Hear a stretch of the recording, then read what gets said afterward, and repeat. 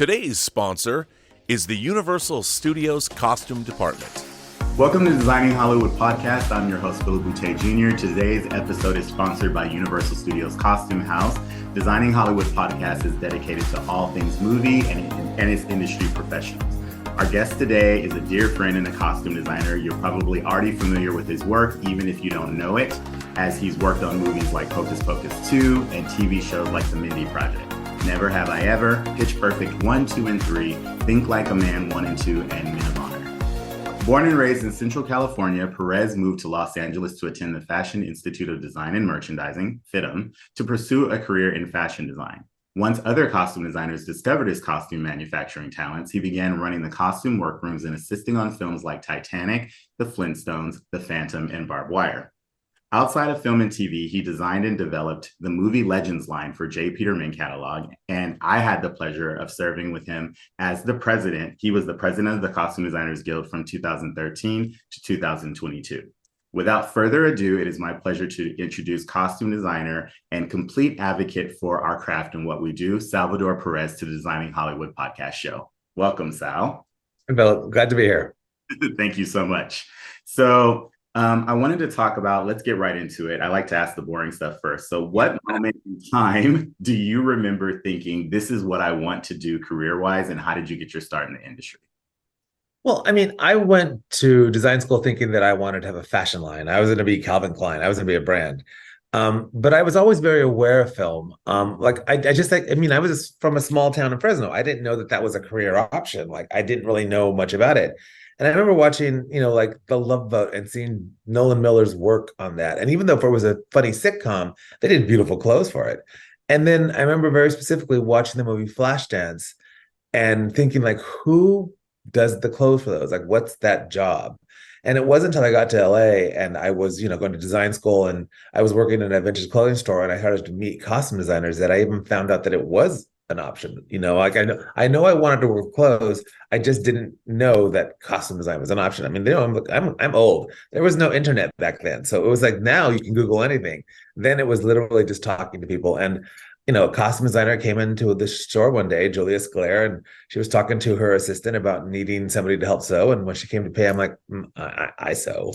And, I started sewing in films and it just exploded from there. And that was the first time that you really understood that, like, your love of clothing could be an actual career. Right. I mean, because I always thought that I'd have a fashion line. And then, and even when I first got into film and I was making clothes for films, I thought this is just until I have a fashion line. And then I was running the workroom on Titanic, and I had because I worked for stylists and I worked for the costume designers, and I had been on tour with a singer named Pebbles. And her husband, L.A. Reid, was partners with Babyface Edmonds, and I had done some gowns for Kenny's wife, and then I designed their wedding. And then I was on Titanic running the workroom, and I got a call from Tracy and Kenny saying, "Hey, we're going to produce this film called Soul Food. You want to design it?" And I'm like, okay, I'm on this big movie called Titanic, but sure. And I met George Tillman, who's the director on that. And we hit it off, and we've been friends for almost 30 years. And I worked for him many times. And the production designer on Soul Food did a TV show called 413 Hope Street with Damon Wayans, and she recommended me. And again, I'm thinking, well, this is temporary until I'm, a fashion brand. And now 20-some years later, I'm an Emmy-nominated costume designer and a 3-term president of the union. So I think that the universe knew what I was meant to do, and it sort of guided me in that direction. I think what I'm also hearing too is that you had the perfect mix of, like, being in the right place at the right time, but the opportunities that you had were able to be pursued or seized by your hard work, and then also like making sure that you were ready for them. Yeah. I mean, and I think that it came from, like, my background was costume construction. I met costume designers and started sewing, and I worked in workrooms. And then the costume designers liked my work and saw that I had initiative and I was organized. So they went from hiring me as a stitcher to, like, run the workroom. And then from running the workroom, they liked my ability to, like, organize and get things done. They're like, well, why don't you assist me? And I sort of literally went from stitcher to workroom supervisor to assistant costume designer. Like, I worked my way up because the people that I met liked my work and saw my initiative and gave me that opportunity. They saw something in me that I didn't even know was there. So talk to me a little bit about that actually, because I want to expand on that because that's a big part of how you started, and then also how what makes you a great designer. Talk about like running the workroom, or talk about like what that entails. I mean, that's, you're again, I was a stitcher in a workroom. I was one of many, but I Mm-hmm. think it's not initiative. Like I was like, well, we can get this done here, or how do we organize it? I've always been a very organized person. Mm-hmm. And it's, as when you're running a workroom, your job is to bring a costume designer's vision to life. They bring in a sketch or a concept, and you've got to make it happen. And on top of just making it happen, when you're running the workroom, I would cut and I would sew, but I would also manage a team.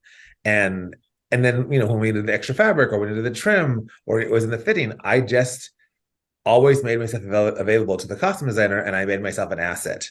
And they would see that I was an asset, and they brought me along with them. I mean, I met Rosanna Norton.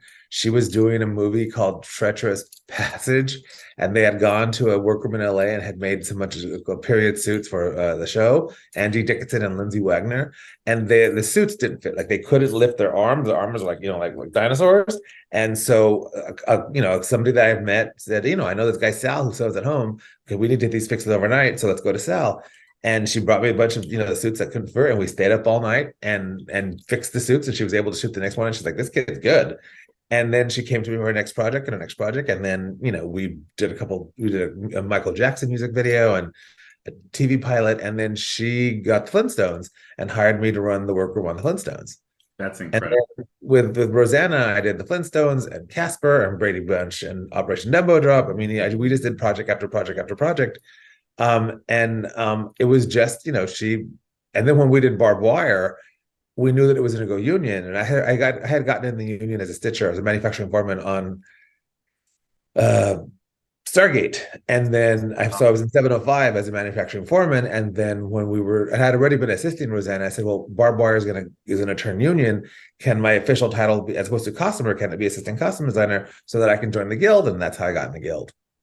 That's incredible. And I think one of the things that I like, Sal's pretty humble, but one of the things that I will say about you to the audience is that what's great about Sal in being a costume designer and having worked in that field, like having been a stitcher and been in the workroom and all of that, is that he knows the entire department. So as a boss, or as a costume designer, everything can trickle down from the head up. And I think I want you to talk about that a little bit, because what's great is that since you've done all the jobs, you're you're efficient and organized, but you're not wasting time, but you also kind of understand everyone that's working for you. Can you talk about that a little bit? I think that's key. I think that, if you don't understand what the job entails or how it works, because I mean, although I worked in workrooms most of my career, one film was And the Band Played On. And that movie had a big star every single day. It was Angelica Houston, Richard Gere, Steve Martin. And so they wanted a costumer on set who could do alterations in the morning and then work on set with them. So I did work set once. And we shot in the summer, and I just remember it being very hot and sweaty, and we didn't always have multiples on shirts. And it taught me to always get doubles on shirts or earrings. Like I remember when working with Rosanna, one of the issues was that they had period earrings, and an actor lost an earring on the way to set, and then we scrambled to replace it. So as a costume designer, when I shop, I know what my crew needs, and so I make sure that they always have multiples on shirts. That I don't just buy an earring, I buy a pair of earrings, when at all possible. Just because it's that I had that freak out on set when the shirt was dirty or we lost the earring, and I don't want anybody to have that feeling that I had. So I try to be a proactive costume designer, and my crews are always very happy when they're like, oh, you bought 3 shirts, thank God, or oh, there's doubles on the earrings, because it's like I always make sure that my crew has what they need. But I only know that because I experienced it. I don't, if you didn't. And then so I think kids come out of design school, and I mean, I've had arguments in many schools where they're like, oh, we train our kids and they're ready to design. I'm like, no, they're not. They might be able to design beautiful clothes, but only a small percentage of what a costume designer does is design. There's people management, there's psychology, there's finances, and you don't learn that in school. You learn the basic principles, but you really need to get out of school and then work in a department as a PA or as to understand and watch the things that you learned in theory work practically. And I think that you really need to have seen it happen and not have that responsibility on you the first few times. I mean, I worked for many designers: Rosanna Norton, Elsa Zamparelli, Marlene Stewart. Marlene Stewart taught me how to do a great presentation. Rosanna Norton taught me how to have the courage of your conviction. Joseph Pearl taught me to think outside of the box. Like, I had this amazing career working for these great designers. I brought all of that to when I became a costume designer. And, ironically, my first job as a costume designer, I was working at a costume house called CRC, and Rosanna Norton was across the office from me. So I still had, like, okay, I'm having this issue. Where do I find, you don't know everything. I mean, yes, I've been in the business 10 years, but you're now in charge. And, for 10 years, there was always somebody where the buck stopped. Now, well, the buck stopped with me. So it was great to be able to have that ability to ask my mentor, how do I do this? What, this actress is being difficult. How do I do that? And you learn that from working with great costume designers and great colleagues. Otherwise, you're thrown to the wolves, and how do you figure it out?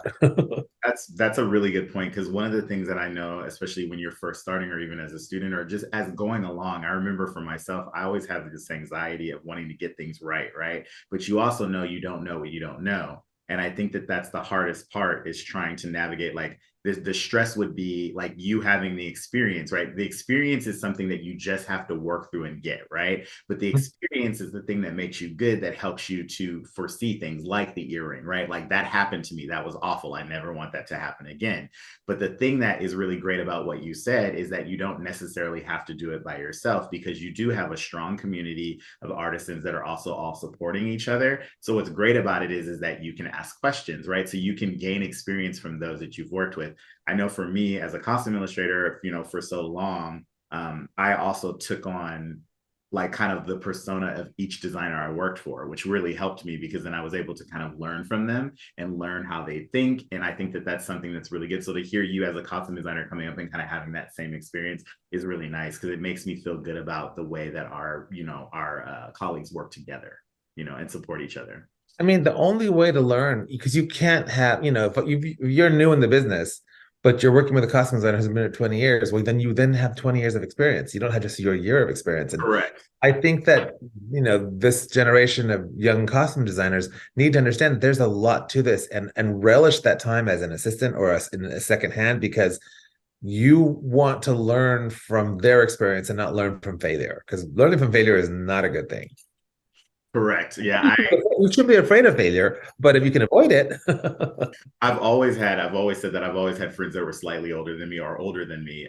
And I think the reason why I've enjoyed that as well is not only are they more knowledgeable, but I am the type of person to where if you tell me if you walk through that door, you're going to get slapped, that's good enough for me. I'm not the person that needs to walk through the door and get slapped to believe you. So I'm very much so the one that likes to learn. And I think that that's kind of a good point. Yeah. I mean, look, if fire burns you, you don't need to experience the fire. Correct. Like, knowing about it is enough. And especially when you have multiple people telling you. Let's pivot a little bit, and I want to talk about your enjoyable moments. What moments do you remember that have brought you joy working in this field?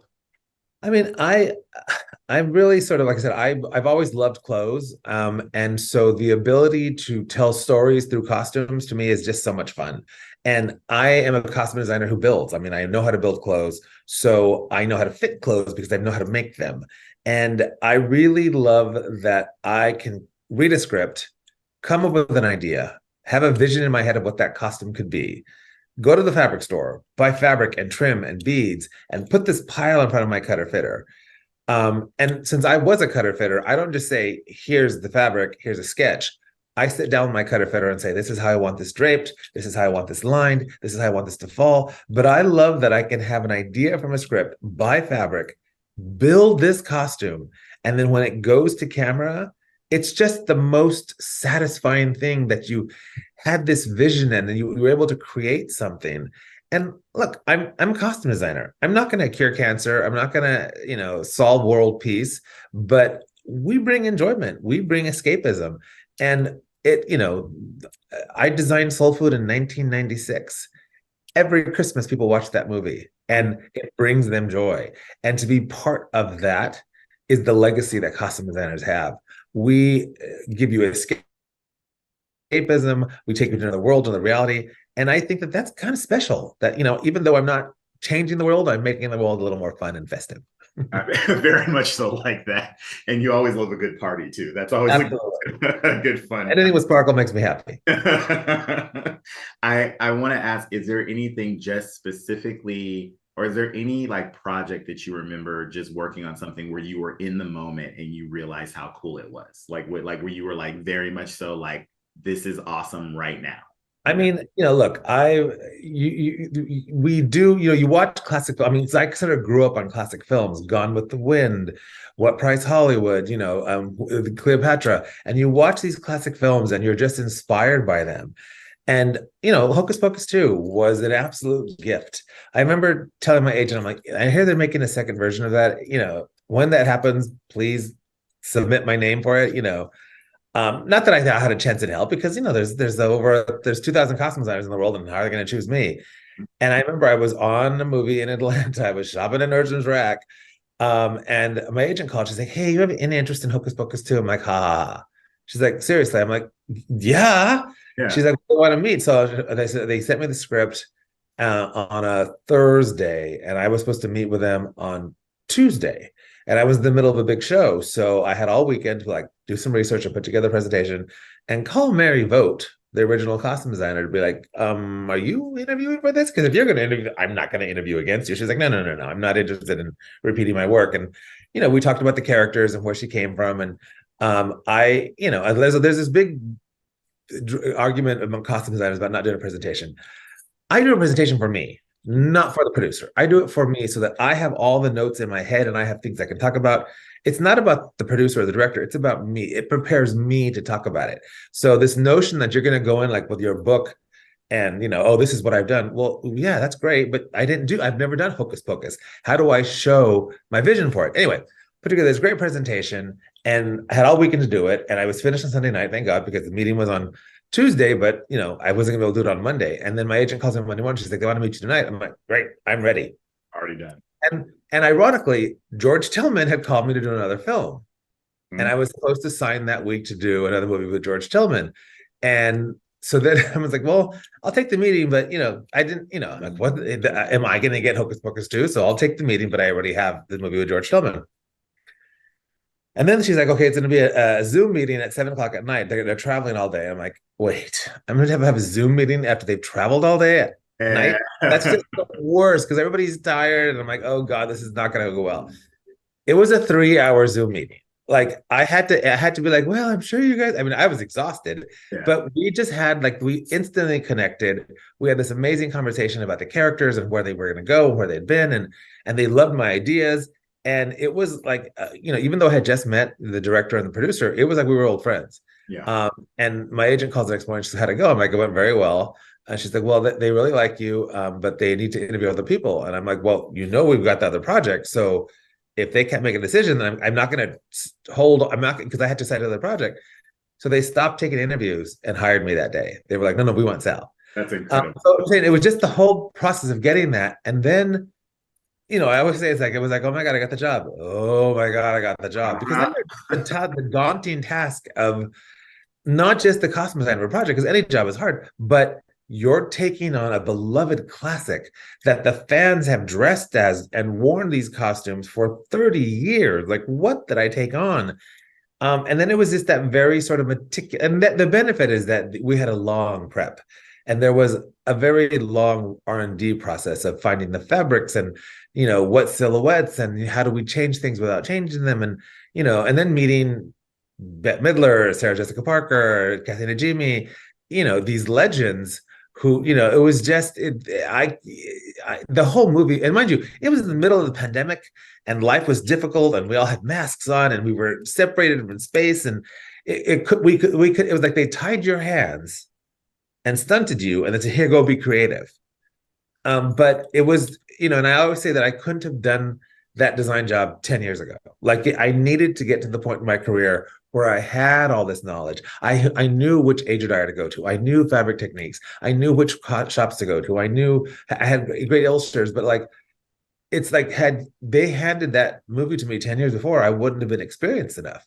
Like you need experience because you need to have gotten to that. There were techniques that, I remember Joseph Porro did this fabric dye technique on Stargate, and I remember that technique, and I still knew that Adria Dyer, who's now retired, and I said, "Hey, how did we dye that fabric for the velvet?" And she gave me the process, and so I know I wanted to use that on Gilbert, and it was just, and I knew Francine Lecoultre was a fabric artist because I wanted to embroider on silk velvet before I knew that embroidering on silk velvet is the hardest thing to do, because you can't mark the velvet because you mark fabric with chalk. But I decided to do this, and then I go to the beaters, and they're like, "Oh God, velvet's the hardest thing in the world. There's no way to mark it. And you have a very intricate design."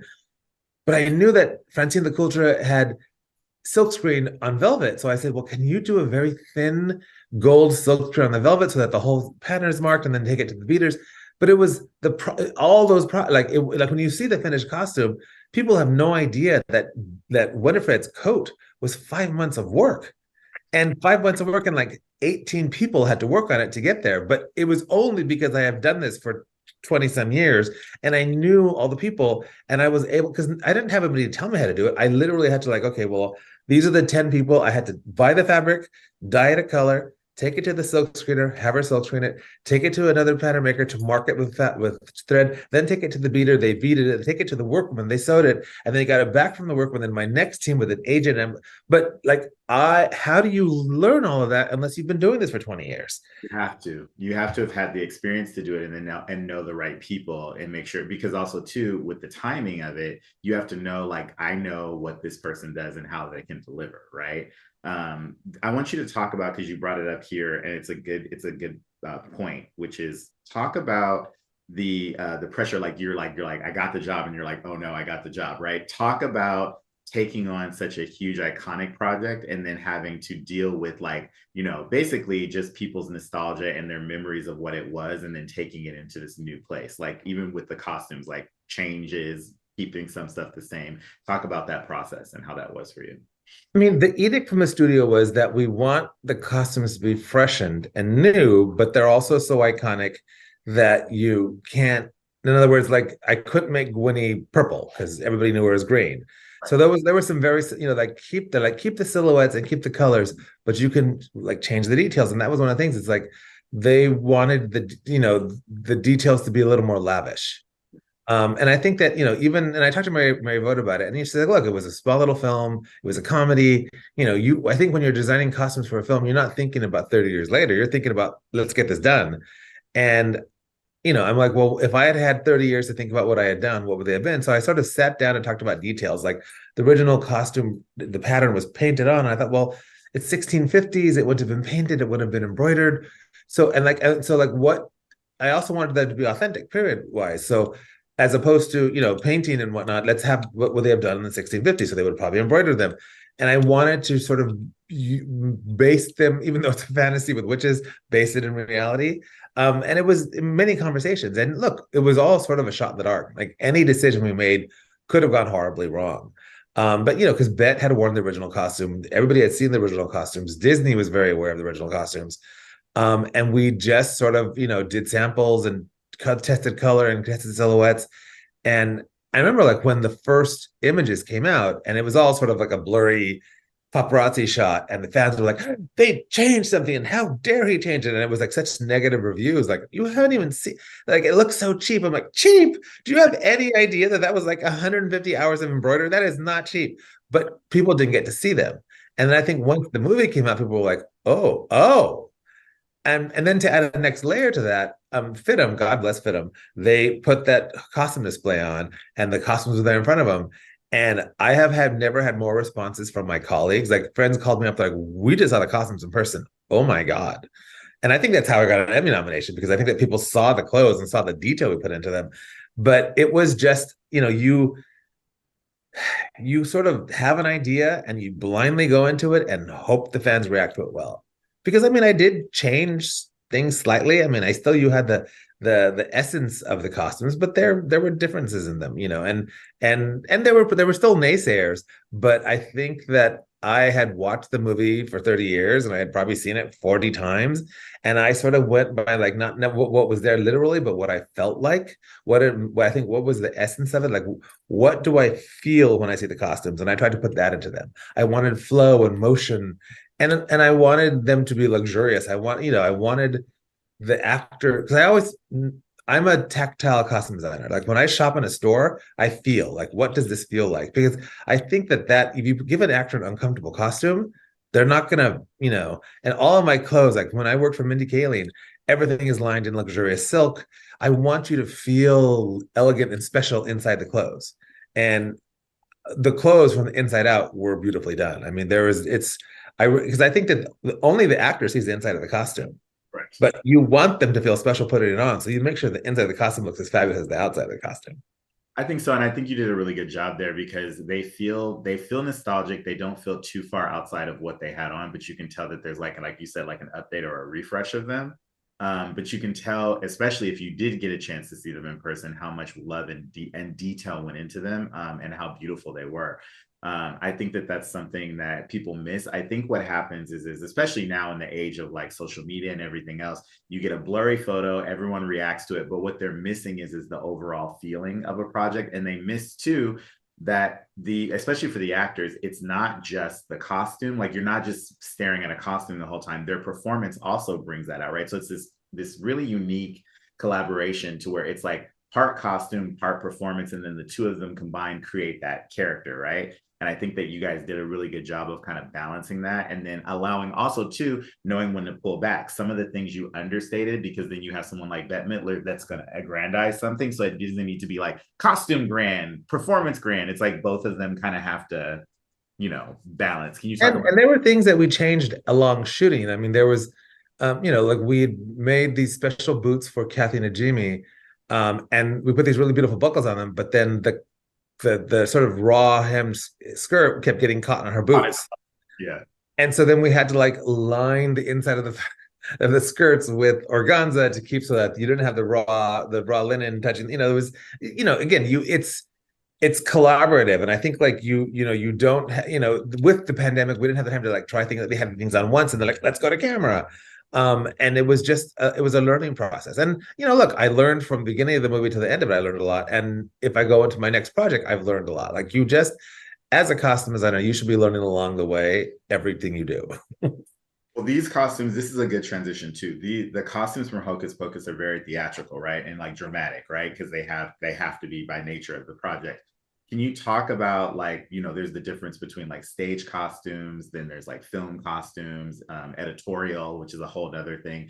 Talk about the differences and similarities in those and like kind of how you approach them. Because I'm sure some things are very similar and then other things are different. I think it's, having designed for television and film, I think at the beginning of my career, I did film, and there was this sort of snobbery about like, well, I don't do television. Television is beneath me. Oh my God, my years in television made me a better film designer because we did it so quickly. Right. And I think the difference on a TV show is that a TV show, an outfit can be worn for a day or maybe a week, but a film costume is going to be worn for weeks and weeks on end.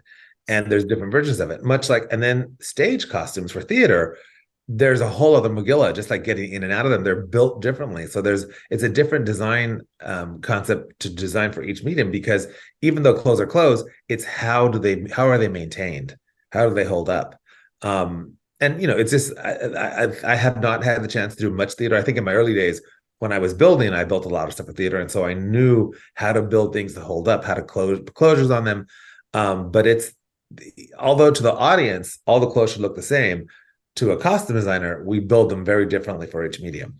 Yeah, I remember I got a chance to work with Ariane Phillips on 3 Madonna World Tours, and those tour costumes work much differently than anything I had ever experienced in terms of the getting in and out, the quick changes, and then like how they have to function and break down. And that was like a really good, knowledgeable thing. And then the fashion of them, and then like the materials, it was just a whole different experience than what I had experienced in film.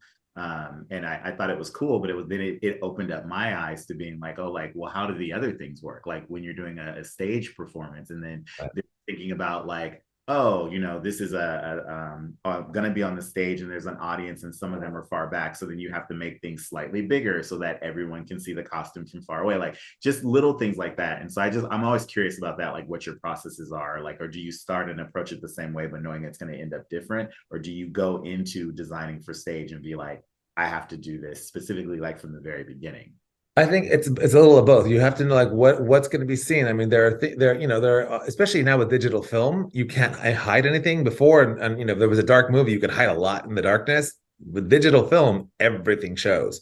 So I think that even as you costume design now, the details that you might have like gotten away with before and also you can pause a DVD and see a close up on things. So I think that you have to be very aware of what it's going to look on camera. I remember when I was a stitcher, I was working on the Women of Brewster Place for Daniel Perez.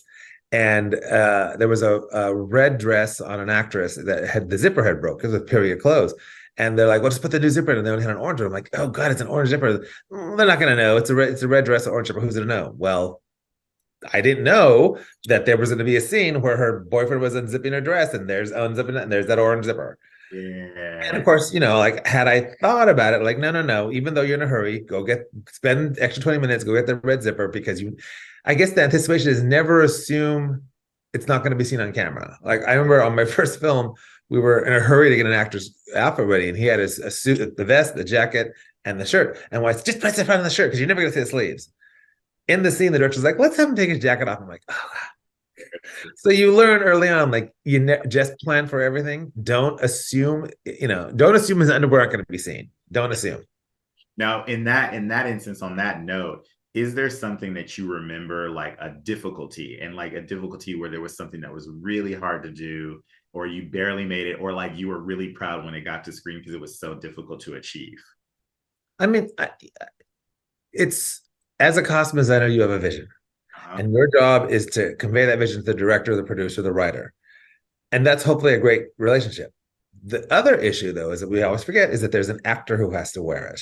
Yes. And the actor might have a lot of opinions. And then you're trying to appease the actor, the director, the studio, the producer, the DP, because the DP doesn't have an opinion about how things are lit.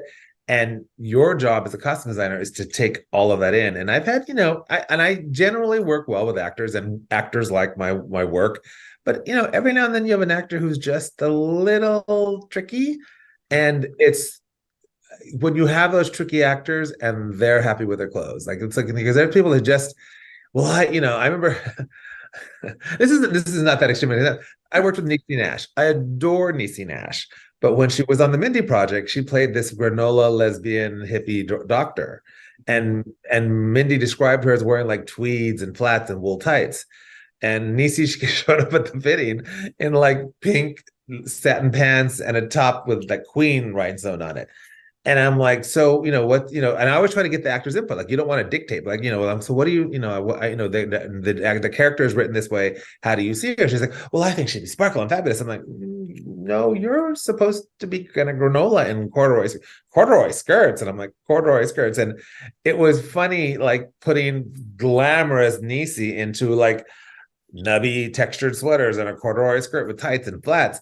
And then getting her to set and like, you know what, this is kind of cool. So it's like being able to take an actor and express your vision and get them to actually then enjoy the concept of the character they're doing is really satisfying.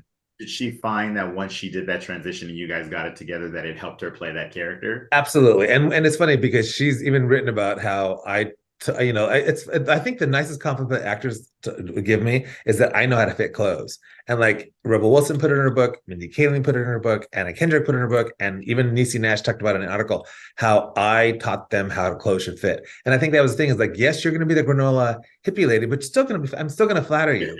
And it's all the fitting. And so then when she came on to play the therapist on Never Have I Ever, she would always come in like for a day and have like 9 changes, and she hates fittings.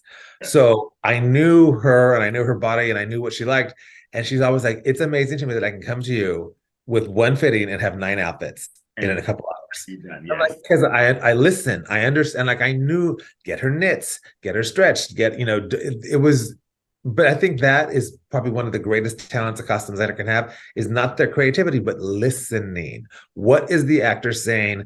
And sometimes it's not even what they're saying, but what they mean, because they'll say something, but they mean something else. And as a great collaborator, we need to listen. And I don't think people listen enough. They talk a lot, but we need to listen. a lot of people, talk to talk. I think that that's a key. It's a really good skill to have, especially when you're dealing with actors, is to just be able to listen and then feel what they're saying and understand, because sometimes they're not able to express that either because they're figuring it out. You guys are all figuring it out at the same time. So listening is definitely key. And also, as a costume designer, I have a language of fashion that most people don't have. Correct. So I can talk about details and things. I mean, like that was one of the beauty of working with Mindy Kaling. We spoke the same language. I mean, to the point where even to this day, and we haven't done the Mindy Project in years, we still text each other ideas because we're so used to, for 8 years, we were texting back and forth, like, look at this blouse, look at this runway show, look at this. And even now we'll like see something that inspires us and we'll send it back to it because that's the language we speak. We speak fashion and color and print and fit. And it's just, you need to keep that vocabulary going because you need to express your ideas. And sometimes you do it visually and sometimes you do it verbally. In that vein, then, in terms of like inspiration, right? Because sending inspiration back and forth to each other is always like a good thing, and especially that's how we kind of all visually communicate, right? What are some of the things, like, you inspire people just by by nature of your job, and then also like kind of how you work? What are things that inspire you? Do you have any films that inspire you, or references, or even fashion designers? Like, what inspires you? I mean, I voraciously watch the runway shows because it's not even verbatim, but it's an idea, it's a concept, it's a color, it's a movement that inspires me. I mean, like I've always loved Sarah Burton for McQueen. I mean, I just think that what she does is beautiful, and I'm so sad that she's left, and kind of excited as to where she's going next because I just love her techniques. And there's this sort of Dries Van Notten's fabrics are so inspiring. I remember back in the day, Bagley Mishka used to do the most beautifully embellished dresses. And I just thought, I can't do those dresses anymore because Bagley Mishka does it better than I could. But it's just, I love the details of fashion. But I also like street fashion. Like I travel voraciously. I love, whenever I'm not working, I like to travel. And I'm always taking pictures because I'm really inspired by street fashion, because I think that you can, there's just something organic about street fashion because it happens organically. It's not always moneyed. It's just creativity, and it's just travel. Like I think the best education anybody can have is to travel. Go to Morocco and see what see the people in Morocco, see the fabric. You can take a contemporary idea and make it. Period. You can take something. You look at a museum, it's something old, and make it new. But you need to get out to the world and see the rest of the world because we live in little boxes. I mean, I was a kid from a small farm town in Fresno. If I had not left my box, I wouldn't have known the world that it is now. And it's like, I read voraciously. I mean, before because we didn't have access to Vogue magazine or Fashion File or any sort of internet. I got my ideas about fashion from reading Judith Krantz novels. She didn't describe just the character, but she described what they were wearing, down to like, she had a green corduroy skirt and she wore it with crystal jewelry. And it just sort of made me aware of details of clothing that you can imagine and not necessarily see. That's awesome. And I was going to say, from there, do you have, I guess it's one, like, especially because you're pulling in inspiration. I think for the audience, I want you guys to be aware that it's like almost like this isn't something that you kind of casually do. It's like you live it, right? It's something that you're constantly doing, even when you're off. It's just like you're taking in information, looking at people, how they dress, how they move, taking in shows. Is there any other things that you like books, like, or do you take time? I mean, I still have a massive library. Like when I do research, I don't go to the internet because research isn't an internet unless you're spending the time to read every article. You get a flash of an image and you're like, well, what I want to be able to read what that image meant. Like when I was doing research for Hocus Pocus, I pulled original garments from the era and did original embroidery. And I mean, like I posted a lot of on the internet. But like I worked with Eric Winterly, and I'm like, this is the embroidery, this is real embroidery from the 1600s. And it's this floral vine technique, but I want to do it for Sarah, but I want it to be thorny. So like, let's take this original embroidery that somebody did in 1650s, but let's make it witchy. Let's add thorns, let's add spiders. But I was able to authenticate the real clothes because it said this was worn by a woman in Salem in 1643, around the era we're doing. But it was, had I just looked at a photo and not known what the photo came from, but I had the book and I was able to read where, like you want to know the details of why, when, and how before you decide how to use it. Very much so. And now I want to transition and talk about your collaborations. Let's, because you've already brought it up, let's talk about Mindy. So you've got a really like great history with her. You guys work well together. You're good friends. I want to talk about some of those shows. So we can talk about maybe Never Have I Ever and then the Mindy Project, or whichever one you want to start Sure. with. I mean, look, we met on the Mindy Project, and I remember I was doing Liz and Dick with Lindsay Lohan, and I had gotten the call to do this. She's like, "Oh, Mindy Kaling's in a show about an OB/GYN office." And that's what my agent told me. I'm like, "I don't want to do a show about a doctor's office. I'm in lab coats, no fun." And she's like, "Well," and then a friend of mine's like, "Oh, Mindy Kaling's amazing. You should really meet her." And Matt Warburton's working on it. He's an amazing writer. Like, you should meet these people. And so I remember, like, I was on a break from prepping the show, and I went and met them, and I got to see the pilot episode. I'm like, "Oh, she's wearing sparkle and fun," and then I met Mindy, and she's like, "Well, I really love fashion, but it doesn't always work for me, and I don't want this show to be about scrubs and lab coats." But I was afraid it was going to be a show. She's like, "I want to push the envelope. I want it to be aspirational. I want it to be about fashion." I'm like, "Oh, well, this could be fun," and it was just sort of like I understood what she wanted to get out of it, and I knew that I could accomplish it. And it's funny because it's like people like think of Sex in the City and like it was all about the fashion. Watch the first 6 episodes and then watch the last 6 episodes.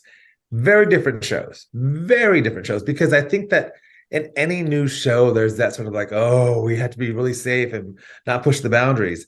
And the first few episodes of Mindy, we didn't have the communication that we had at the end.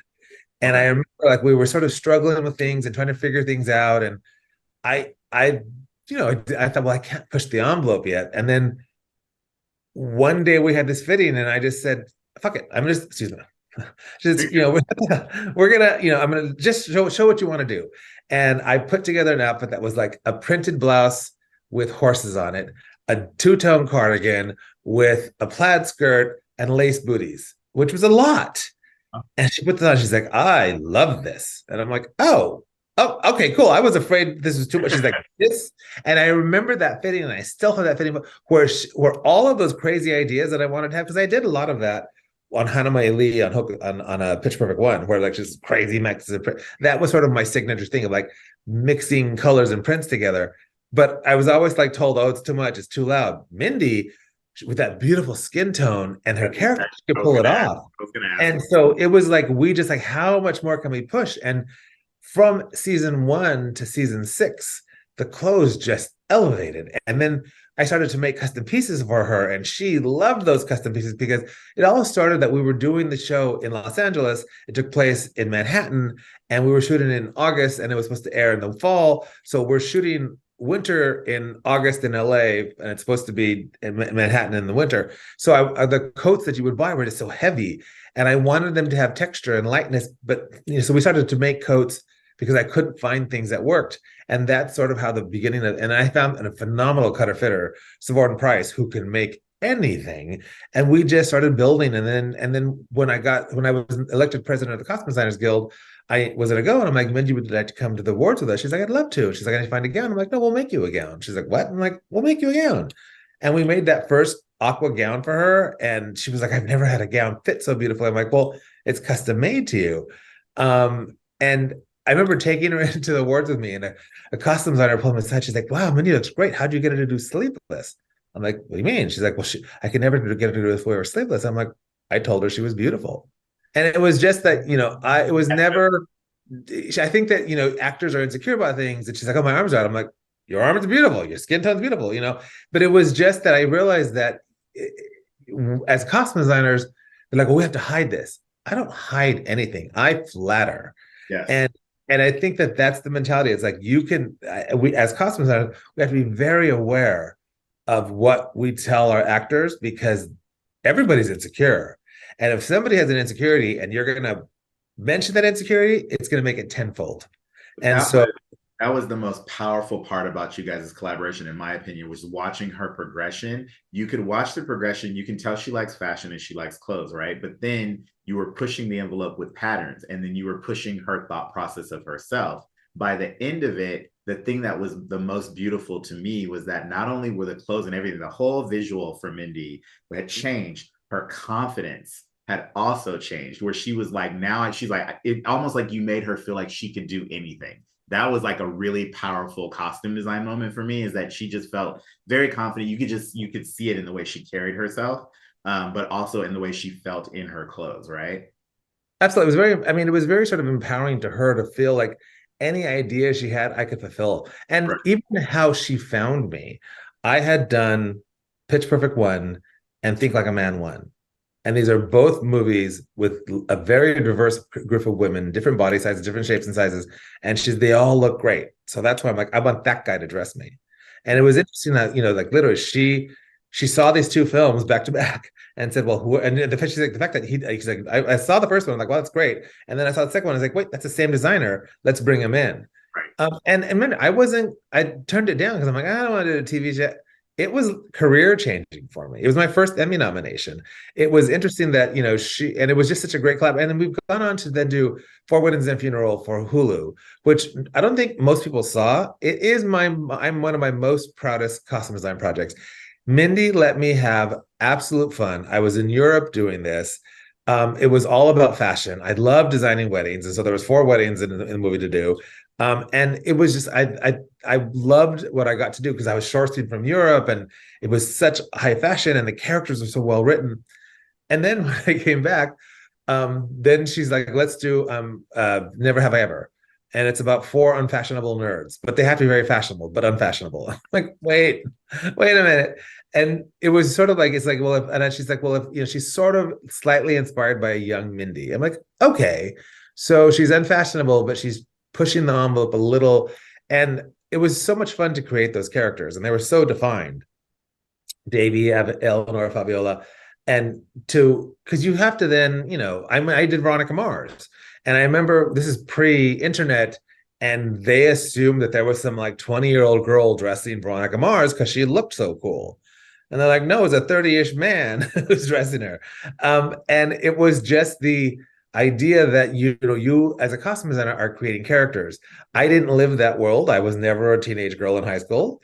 But it was just having the fun. And I sort of like, as a costume designer, I'm like, what would this character wear? And I always give backstories. And like with Veronica Mars, the character was described as, she used to be one of the, the cool kids on a coastal town. She used to have some money and now she's on the wrong side of the tracks and then there's poor. So you had all these like rich, beachy kids and then Veronica.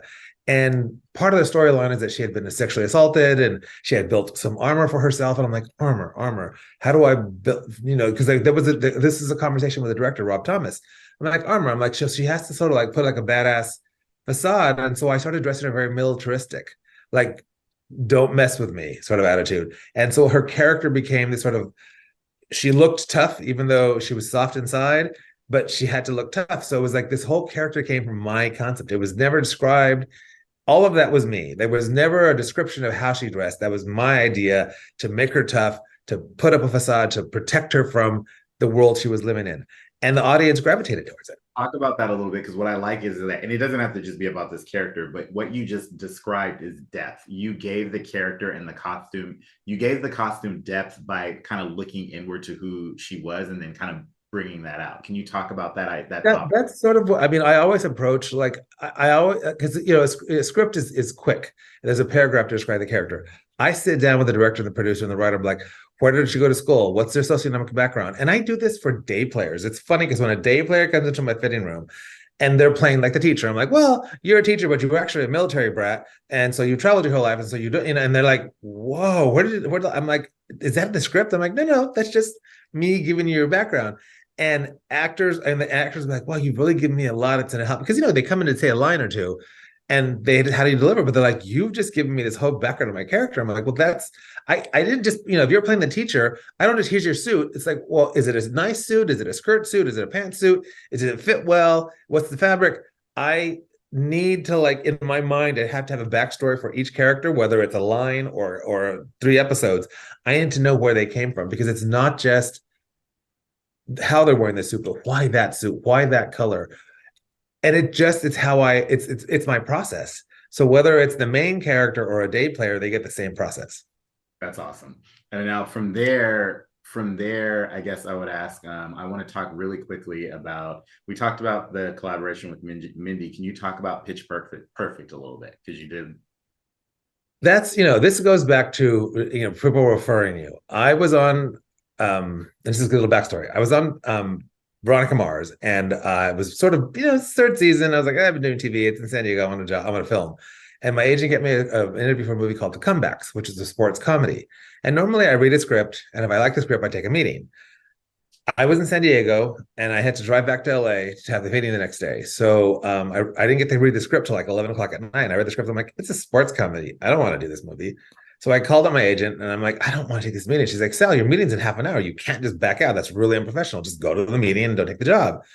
And normally I do a presentation because I like to express my ideas, but I had, I only had like an evening to read the script and get there. I went into the meeting and I said, I'm sorry I don't have a presentation. And the director was like, your career is your presentation. And he started talking about costumes from each movie I had done. I ended up taking the project, loved it, but I met a line producer named Laura Greenlee. Mm-hmm. So years later, Laura Greenlee recommended me to Kevin Smith for Zack and Mary Make a Porno. And I was like, Zack and Mary Make a Porno. And ironically, that it was shot during the last strike. So I got to work the whole strike. But I met Elizabeth Banks. Okay. And Elizabeth and I hit it off. So then when Elizabeth started to direct, she did a PSA for American Red Cross, and then she did a couple of shorts. And she then went on to produce the Pitch Perfect movies, and she brought me in to interview. And then that's the, yes. So it was the fact that had I not taken that chance to do them, and had to leave Veronica Mars for that film, where I met Laura Greenlee, who introduced me to Kevin Smith, who introduced me to Elizabeth Banks. It's that chain of your work getting you the next job. And so I was saying, so I was doing the picture, and then I did all three of them. I mean, because the first one was directed by Jason Moore, produced by Elizabeth. The second one was directed by Elizabeth. And then the third one, there was a new director, Trish C. And Elizabeth's like, look, I can't get you the job, but I can get you the interview, because it's up to Trish, the director, to choose. And I had a fabulous meeting with Trish, and we fell in love with each other. And, I got to do all three of the movies. But it was just that sort of collaboration of like being open to other possibilities, because you never know what job is going to take you to the next job. And then ironically, the Pitch Perfect movies, it took me to Mindy. Right. So that's the one that kind of transitioned you over. Yes. And then even to keep taking that chain, Elizabeth Banks recommended me to the director Anne Fletcher on Hocus Pocus 2. I have to say, Elizabeth, I'm just going to give a shout out to her. She's lovely. What a wonderful person. Yeah. Very nice. I mean, a true collaborator, and, really like, that just loves what she's doing. Such a smart producer. Like, she should produce everything.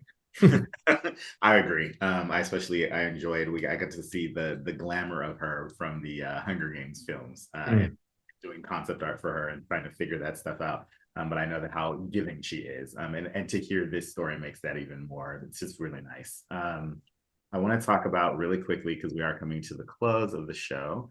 I want to talk about what you have coming up. So can you explain? I know you have a cool project coming up. Tell me what that is and when it comes out. Last summer, in the dead of the southern heat of Atlanta, I shot a Christmas movie called Dashing Through the Snow, which is a fantasy Christmas film with I think Disney's first Black Santa, because Santa is a fantasy character, so we don't know where he came from, but I got to make a whole new Santa costume, and then there's the whole magical Christmas world that Santa lives in.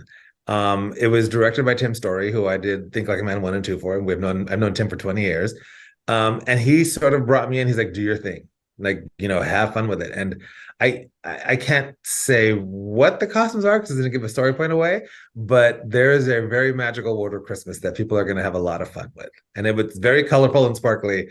And it's just, I'm getting to do a Christmas fantasy movie as well as like on my bucket list. And I'm very proud of this. It's Lil Rel and Ludacris. And it's such a fun Christmas movie. And I'm really excited for people to see the sort of fun fantasy world we got to build.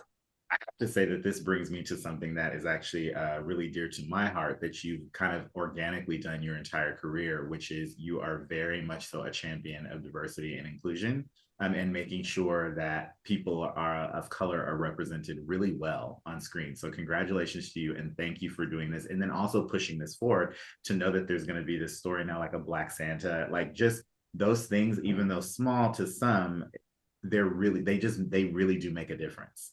They really do make a difference, because when you're growing up and you're kind of watching, and taking in content every day, you're taking in something, right? You're taking in something visually. And just for kids of color, it's really important for them to see themselves. And I think that that's something that we say, but I don't think unless you felt that way, you don't get it or you don't understand it. If things are kind of just made for you, because then you're just like, that's just the way the world is, but not for a lot of people. So I really want to thank you for doing that. Talking about Mindy, her skin tone, and then all the stuff when you designed her dress for the awards, how it had cultural elements in it, like everything about this, even though I think it's like a natural thing in what you do, I think that it really champions for all of us. So we appreciate it. I think that, that's why you want to have a diverse industry, because we bring different points of view to it. Yeah. Little things like even just like I spent one Christmas in Australia, and it's summer there. Like as Americans, our version of Christmas is winter wonderland. You go to Australia and their version of Christmas is beach. But just to like have that there's somebody else's point of view on it is very different. And I think that that's why you need to have, and organically, like I have a diverse group of friends. And so the people I hire happen to be diverse, and I know that, I didn't have any help into the industry. I literally worked my butt off and I was the best person in the department and I was able to succeed because of that. But unless you have an uncle or a cousin or somebody who's in the business, the fact that was the president of the Costume Designers Guild, this little kid from Fresno, is pretty shocking, but it was hard work and perseverance. And I think that that's what, as we're trying to have a more diverse industry, I tell my friends who are like, look, the diversity might get you in the door, but unless you have the talent, you're not going to stay. So don't think like, oh, I'm of color, I got the job. Okay, you're in the door now. Prove you belong there. Work harder than everybody else. And it's also pressure because you have to deliver, because there's a lot of people that are depending on you to get that correct, right? Like it's like if you're that person of color in the room, there's also, I think for me, there's like that it feels like an added pressure if you really want to show up and deliver and do your best work to make sure that everyone kind of succeeds and that people can follow you, right? Like that you can kind of open that door. And it's also that sort of like I don't know that I felt I was oppressed as a brown gay boy in Hollywood, but I organically on Hocus Pocus, one of my assistant costume designers was Latina, Glenda Suarez, and one of my key costumers was Maria Lorenzano. And we were having a fitting with Belissa, who played Izzy, excuse me, who she plays in the movie. Oh my God. Anyway, who's one of the characters in Hocus Pocus, and she's in the fitting, and it's myself, Glenda, and Maria, and she's like, as a Latina, I have never been in a fitting with 3 other Latino department heads. Awesome. And it was, I felt proud and also sad, like, wow, what a statement that you've never had that experience. Like, and again, I didn't try to hire, but and mind you, I had a big crew. It happened to be 2 of them from my department happened to be the Latinos in the department, but it was just great that as an actor, she had that experience. And then what's really cool is that then she went on then to do Blue Beetle, and she had Maya Rubio designing. So it's like, I love that as a young Latina actress, her experience in Hollywood is going to be different than somebody 20 years ago. That's a very good point. I will say that I also got to work with Maya's as my first assistant costume design job, and how supportive Maya's was. And then having all of these kind of like Latin voices around me, it felt like family, right? But it felt like there was so much support there. And I could see when the crews actually worked that way. And it also felt different. It felt truly diverse, but like everyone was at the top of their game. So it wasn't like you could say, oh, you're only here because of this. It's like, no, I'm at the top of my game and I can provide something to the project that actually helps it along because I understand it. And I think that that's something that's really key and pivotal. So I appreciate you bringing that up as well. I want to close out by having you talk or tell everybody where they can follow you on your social media. I do have, I'm on Instagram, Salvador Perez Costumes. And I have a website, Salvador Perez Design. Perfect. And then I was like, is there anything else that you would like to impart on our viewers? We have a lot of students, a lot of people that are trying to get in the costume. Any kind of advice? Be an asset. Look, people, there's this sort of like, oh, we work too hard. There's nothing wrong with hard work, because in this industry, everybody wants to get in, and there's 1,000 kids who went to design school. What's going to make you stand out? What's going to make you the asset? I could sew. I got in the industry because I could sew. And it was just having that extra talent that I never, like, I have friends who were like, I was a PA and I worked low budget. I got in sewing. I have always made great money because you can either get out of school and you could start in the workroom making $40 an hour, or you can be a PA for $16 an hour. What do you want to do? Come, and I'm not saying that you have to make a living as a stitcher or whatever, but I'm saying is that make sure that you're an asset. Whatever talent you have, hone that talent, whether it's illustration or shopping or organization. Make sure that you're the asset, because there's a lot of kids, there's a lot of competition, but you have to stand out in that crowd. I want to say thank you to Sal for joining us today. I mean, I also want to, I'm a big proponent of giving people their flowers while they're here. So I want to say thank you to Sal for also being such an advocate for costume and for us as colleagues, and for our entire department. It really does show through, and it does make a difference. So thank you, thank you. I also want to take the time to thank the Designing Hollywood podcast team, founder and executive producer Martika Ibarra, co-founder, costume designer Marilyn Vance, and John Campea, Hollywood team at large. Thank you so much, Sal, for coming on again. I'm Philip Boutte, and we are signing off, and thank you for joining us today. Thanks. A special thanks to today's sponsor, the Universal Studios Costume Department. The Universal Studios Costume Department offers a broad spectrum of rentable stock to costumers and designers for every area of film work: movies, television, commercials, videos, and stills. Included in the 39 aisles of costumes and clothing are contemporary clothing, vintage adult and children's clothing from the 1920s through the 1990s, medieval costumes, armor, samurai, post-apocalyptic, high-end designer items, glasses, and jewelry. The department receives incoming clothing and costumes from Universal Pictures and other industry sources. We process new acquisitions efficiently to augment our inventory. We strive to make coming to Universal Studios a comfortable shopping experience.